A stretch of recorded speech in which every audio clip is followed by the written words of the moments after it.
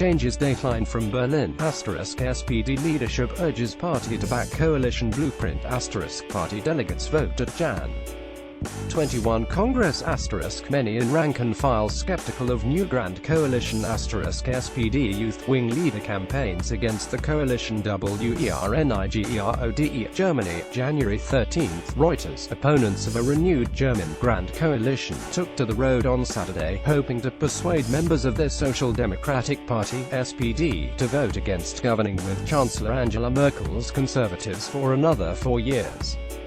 The party's rank and file, bruised after seeing the SPD's previous stint as Merkel's junior partner lead to its worst election result since 1933, is wary of its leaders' calls for the party to step up for the sake of Germany's stability.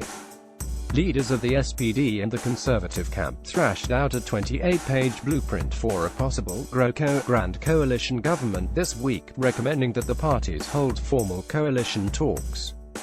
A meeting in Wernigerode, a medieval town of half-timbered buildings at the foot of the thickly forested Harz Hills, delegates at a regional party meeting wrestled with the issue, which has split the party down the middle. Important demands that the SPD made ahead of the elections are simply not in the document, said Kevin Kunert, leader of the SPD's Jusos youth wing, who will spend the next week crisscrossing the country arguing for delegates to vote no to coalition talks at a special party congress next Saturday.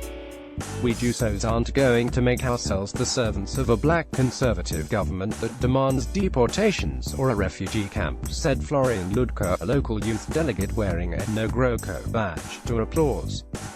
The slump in the SPD vote in the Sept.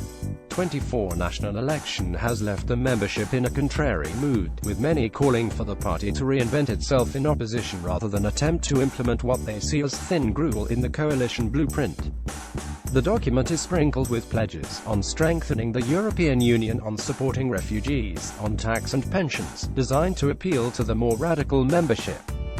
But most fall far short of what the SPD campaigned for in the election. A tax hike for the wealthy or the establishment of parity between private and public healthcare were absent from the document thrashed out with Merkel's Christian Democrats (CDU) and her still more conservative Bavarian CSU allies. Damned lonely, the Jusos are angered particularly by the document containing an aspiration that migration not exceed 220,000 a year, dismissing it as an asylum cap by another name. The SPD's branch in North Rhine-Westphalia, Germany's largest state, also opposes a repeat of the coalition. Hit by the decline in the heavy industry that had provided its traditional voter base, it was toppled in the regional government by Merkel's CDU last year. Even some senior party figures are not completely sold on the idea. There is a great deal of skepticism, Manuela Schwesig, SPD state premier in the northeastern state of Mecklenburg-Vorpommern, told NDR Info Radio. Across the country, voters have deserted the SPD for the far-right Alternative for Germany (AfD), party of the Left Party, formed from the ashes of the former East German Communist Party. Addressing the regional congress in Wernigerode, Social Democrat Foreign Minister Sigmar Gabriel urged delegates to resist the temptation to lick the wounds in opposition, urging them to use power to give people a reason to vote for them. "If you never make compromises, you'll end up damned lonely pretty quickly," Gabriel said. "Only in power can the SPD advance policies that would win it votes," he added. He praised the deal's commitment to strengthening the EU and tackling youth unemployment across the bloc, saying that in a world where U.S. President Donald Trump was an increasingly unreliable partner and China ever more powerful, social democracy was hard to achieve by national means. On this, at least, the radical youth wing agreed with him.